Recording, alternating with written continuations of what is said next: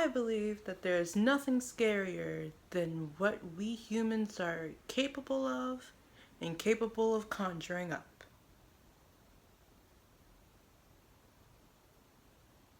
I will explain. So, seeing as though it is the spoopy season and we're having to deal with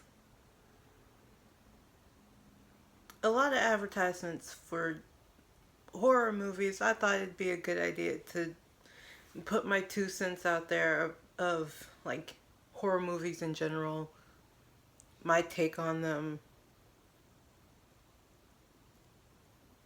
while also saying for all of us that are already emotionally tired from pretty much everything that has been happening as of the last few weeks. No, I will not specify because I am not the type of person that will be having that type of conversation on my channel, mainly because of how affected I would end up being. During the research itself, just to be more educated on the situation itself,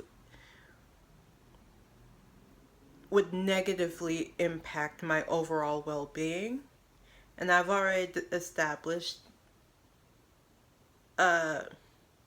more information is not a good idea for me, especially in that situation. Moving on. Now, I specifically grew up with a very overactive imagination and also highly empathetic.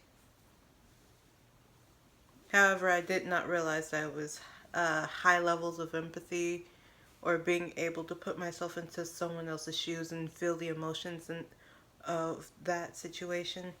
And what that created was a lot of fear, especially after watching horror movies.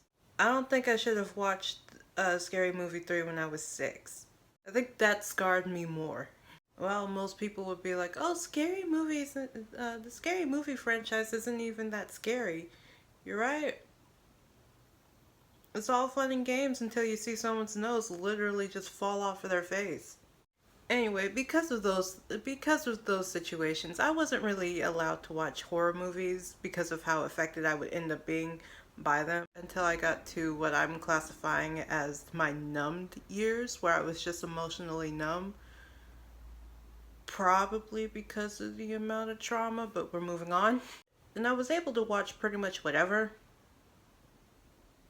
Mainly crime shows. Listen, I was very interested in psychology, and a lot of the shows that I specifically watched had a lot of information about psychology that I ended up learning, looking at myself, because again, very interested, and a lot of it happened to have at least made sense. Now, I still had bad dreams during this time, but it's either they wouldn't affect me enough, like, they would be scary, but I would be like, meh. Or I was just way too tired to even care about it until I woke up and was absolutely, like, confused. Anyway, since then, I have processed through most most of my trauma, which now means my body is right where it needs to be.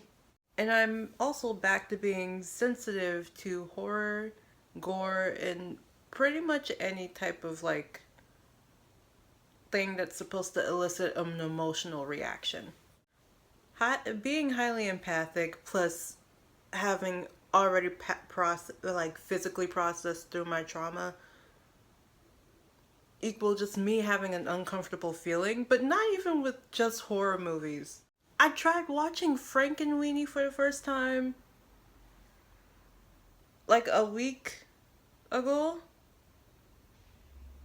and I still haven't finished it. I have like 39 more minutes of the movie left, and I just have not gotten back to finishing it because it made me feel so uncomfortable.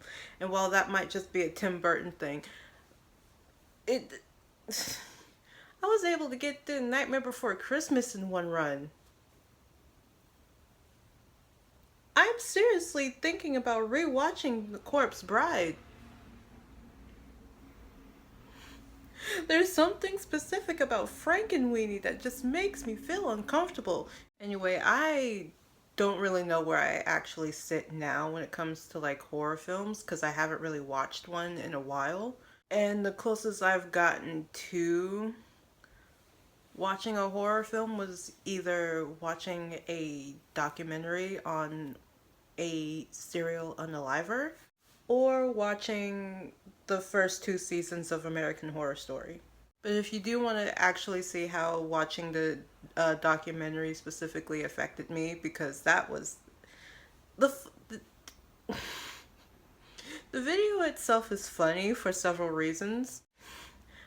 I ended up making a not so smart decision in deciding to watch a documentary on a serial unaliver late at night when I had to get up early the next morning.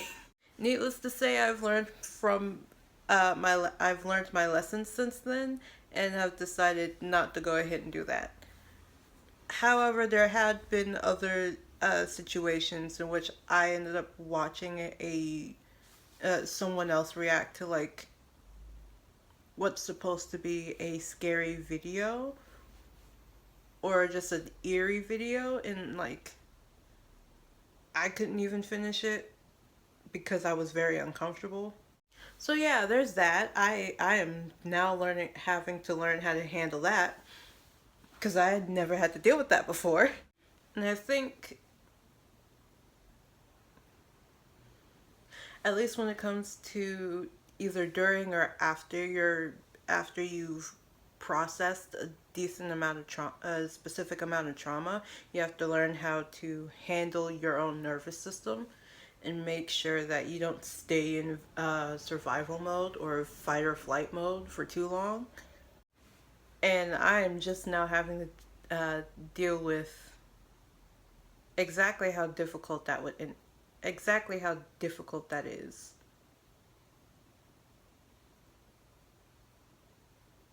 For a multitude of reasons. So when I started this video by saying there's nothing scarier than what we humans are capable of doing or capable of conjuring up, I wasn't wrong. Most of the time, it's literally my imagination that is keeping me from actually being able to sleep. At the same time,